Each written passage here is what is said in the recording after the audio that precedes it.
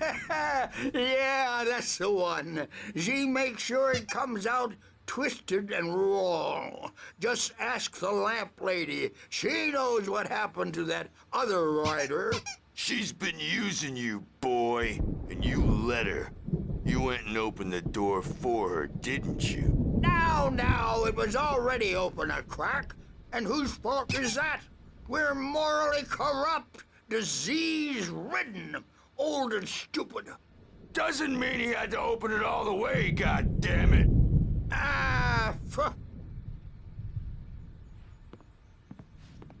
So tired. Built the farm close to the lake, a place of power. We had parties there, man. You should go there and have a party. That Bob Balder threw the amp through the window, hit that hippie chick in the back of the head. 15 stitches and a concussion. Bob's dead now. Leukemia. Stitches, snitches, and narcs, man. Bad scene.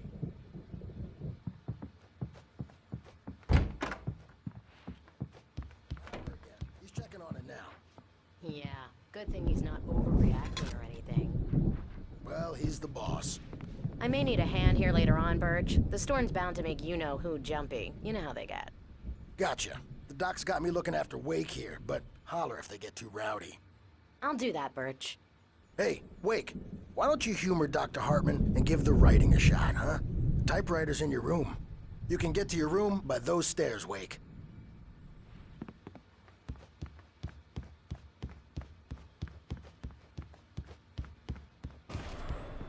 Something's wrong. I'm not myself.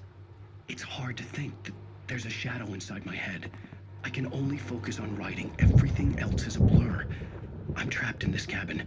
Have been for days, but it's always dark outside. My editor is real. I saw her again. She's not human. It's not human. A dark presence is wearing the old woman's face. She was covered in clinging shadows. There's a hole in her chest where her heart should be. I think I've made a horrible mistake.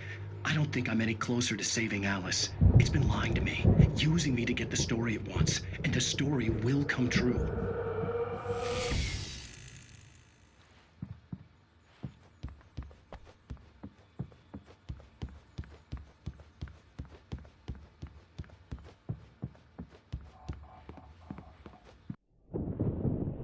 The white glare of the blank page in front of me hurt my eyes. My hands began to shake uncontrollably. Everybody, calm down. Put that down. Bert, I need help. Hey, Wake, you stay here. I'm gonna go see what's up. You just keep doing what you're doing. Be cool, okay?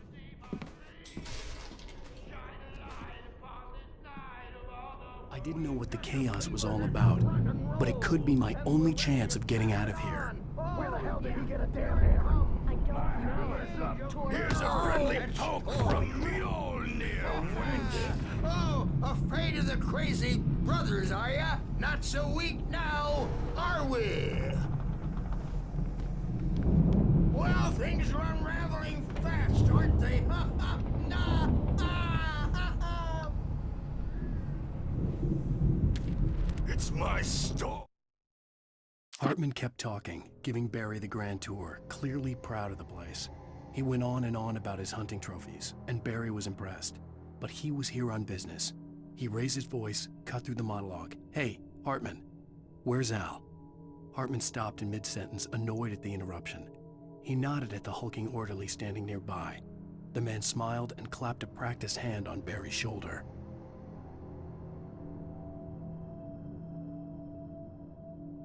I'm taking it. We're on a comeback Sinclair looked tour, bad. baby. That wasn't a love tap. The crazy old fart hit her hard. And if she was one of Hartman's goons, she had it coming. I could get the key to the office room Way will from have it Sinclair. say, rise up in their name. The backstage is all yours, Tom! Seize your destiny! I had to get to Hartman's office. He had taken Come all out my and manuscript face the pages. music, Birch. That's where he'd been It's time keeping to them. Pay the piper! Maybe you could come out and beat our wrinkled, adult, diapered asses for it. Sit yourself up. The photo on the wall caught my attention. In it, the clinic staff was standing outside the lodge. I knew the man next to Hartman. He was the kidnapper. Hartman had been playing me all along. Let me out of here! Hartman, do you hear me? I'm gonna chew your crazy quack ass to shreds! Seriously! Do you have any idea how much trouble you're in? I'm famous! I represent a celebrity! Barry? Ow! About time! Barry! Man, am I glad to see you. We need to get to Hartman's office. It's right next door. You okay? Yeah. I mean, no! The cops found me at Rose's trailer, but they didn't hassle me too much. I'm obviously a victim in this, and I demanded to be treated as such. Or else I'd sue their asses. Speaking of asses, that Fed gave me a real hard time, but I had no clue where you were. That guy's crazy, Al. But he let me go, and then I get a call from Hartman, that son of a bitch, who tells me you're here and I should come pick you up, but when I got here, 2 goons clobbered me and stuck me in there. What's with the cutout? I stole it from the diner to piss off Rose after what she did to us. That'll teach her. Yeah, that's a harsh punishment. Come on, pal, we gotta get going.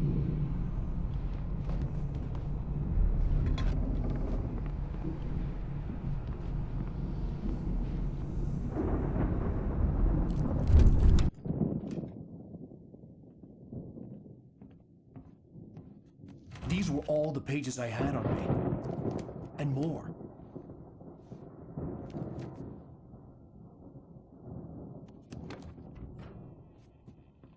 Alan, please. You're sliding back into the... Tell me one more lie and I'll shoot you in the face. Ah, well, it was worth a shot. Really, Wake, come on. Let's work together on this. You have no idea... Hartman, shut up! Barry, get out of here. I'll catch up with you. Get a car. Oh, Al, let's just... Go! Wake, listen to me. This is a mistake. Don't you see? Together we can create something absolutely wonderful. With your ability and mine.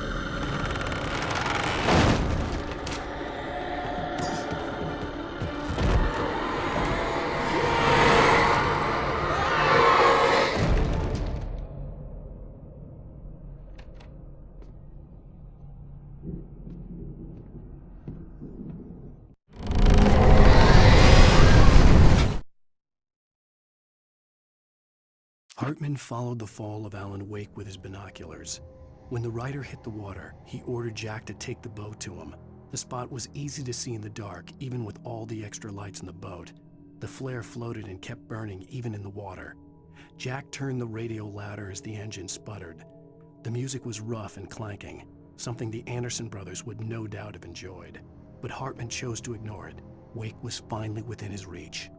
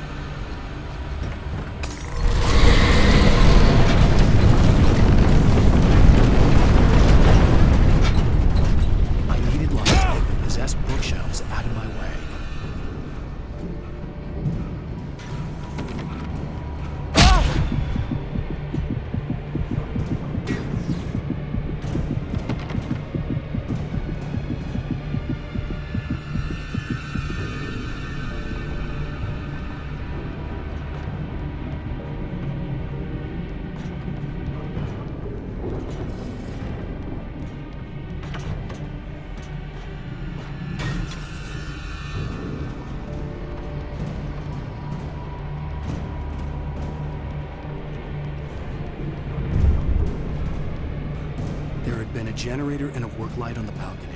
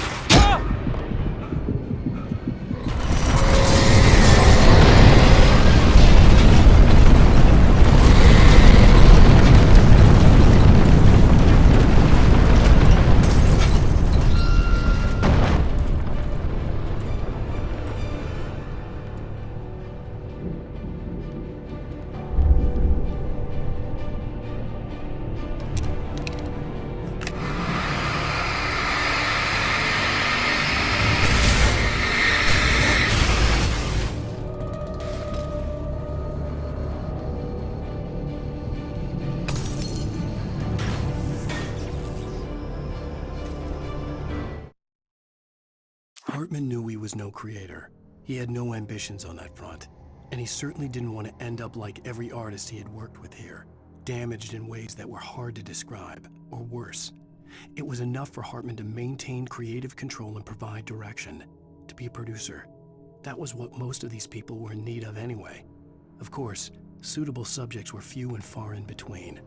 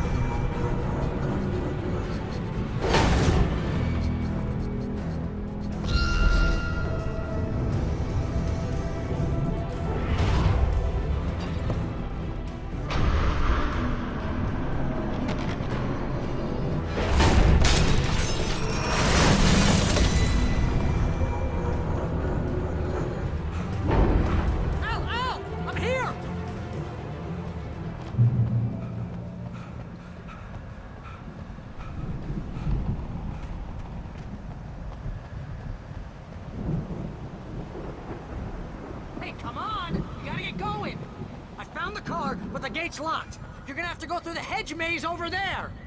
Barry, I don't have a light. Take this, Al. Oh, God! Look at the house, Al! Look out!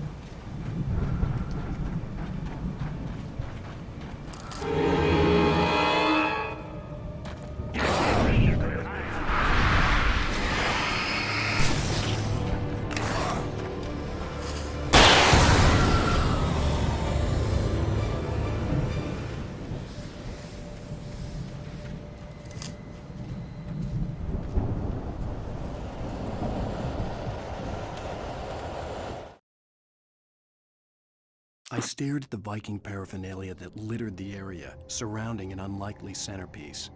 A full-size stage complete with an impressive sound system with all the trimmings, including a dragon.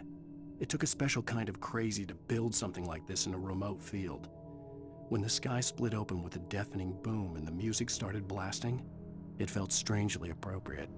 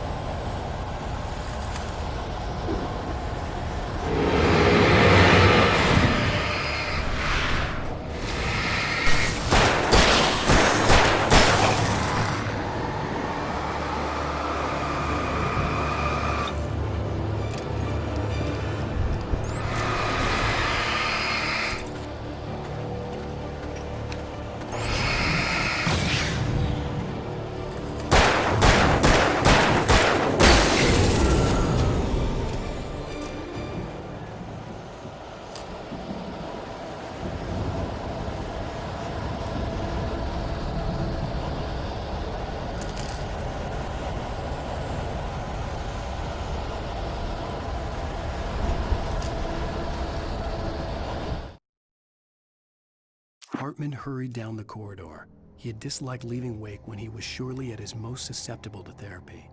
But this was not an ordinary storm. Wake had been writing, and he had woken something up in the depths of the lake. Now, it was coming for him. Hartman had naturally prepared for a situation like this. The idiot brothers would keep Wake distracted while Hartman double-checked everything, just to be sure.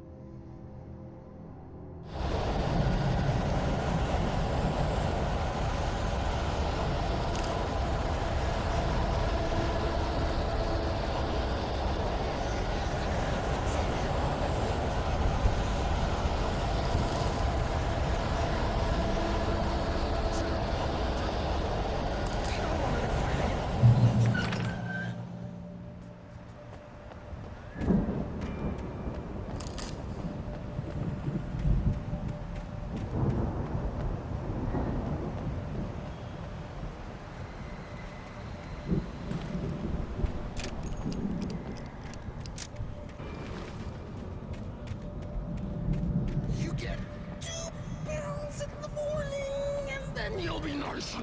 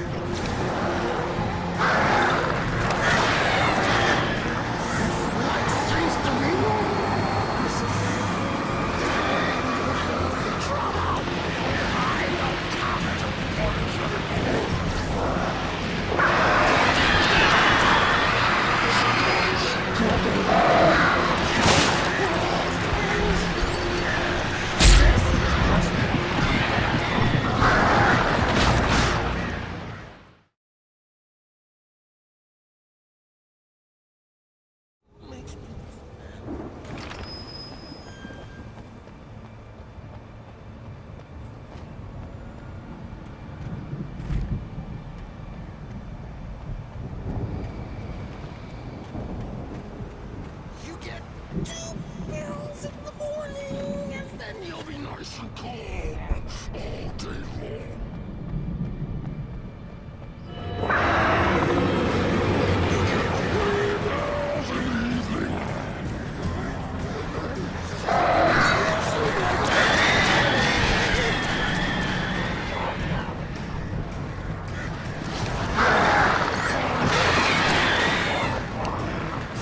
What?